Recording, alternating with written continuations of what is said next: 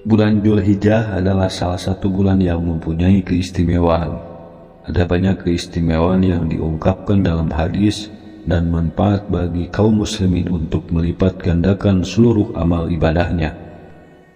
10 hari di bulan Dzulhijjah merupakan hari-hari yang dicintai dan dimuliakan oleh Allah Subhanahu wa Ta'ala.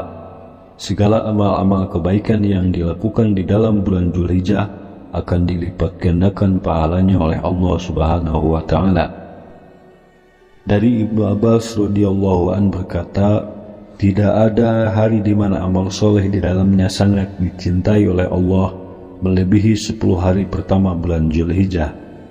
Para sahabat lantas bertanya, apakah amal itu dapat membandingi pahala jihad fisabilillah? Bahkan amal pada 10 hari Dzulhijjah lebih baik daripada jihad fisabilillah, kecuali jihadnya seorang lelaki yang mengorbankan dirinya, hartanya, dan dia kembali tanpa membawa semua itu, juga nyawanya, sehingga ia mati syahid. Tentu yang demikian itu mati syahid lebih baik. Ada lagi hadis yang diriwayatkan oleh Abi Hurairah, yaitu tidaklah ada hari yang paling disukai oleh Allah Subhanahu wa Ta'ala di mana dia disembah pada hari itu kecuali 10 hari bulan Dzulhijjah. Puasa 1 hari di dalamnya sama halnya dengan puasa 1 tahun. Ibadah salat malam sekali pada malam seperti salat malam selama 1 tahun pula. Hadis di atas menganjurkan agar kaum muslimin untuk memperbanyak amal ibadah pada 10 hari pertama bulan Dzulhijjah. Amal ibadah yang dapat dilakukan misalnya mengaji Al-Quran, memperbanyak zikir, tasbih, bersilaturahim, dan berpuasa. Pada 10 hari pertama bulan Dzulhijjah terdapat hari yang paling utama sepanjang tahun, yaitu hari Arafah atau hari ke-9 bulan Dzulhijjah. Bahkan Rasulullah SAW ketika seorang bertanya kepadanya mengenai puasa Arafah, Nabi menjawab yang maknanya, puasa Arafah memiliki keutamaan menghapus dosa-dosa kecil setahun yang telah berlalu dan setahun yang akan datang. Hadis riwayat Muslim.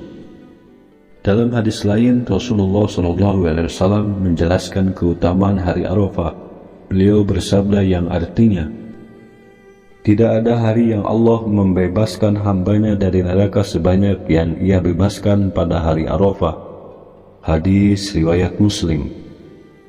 Kemudian dalam hadis yang diriwayatkan Imam Malik dalam kitab Al-Muwatta, Rasulullah SAW bersabda, tidaklah setan terlihat lebih terhina, lebih terusir, lebih ternista, dan lebih marah kecuali pada hari Arafah. Hadis riwayat Imam Malik. Pada hari Arafah begitu banyak rahmat Allah yang turun dan begitu banyak pengampunan dosa yang Allah anugerahkan kepada para hambanya pada hari itu. Hal-hal demikian tentu sangat dibenci oleh setan.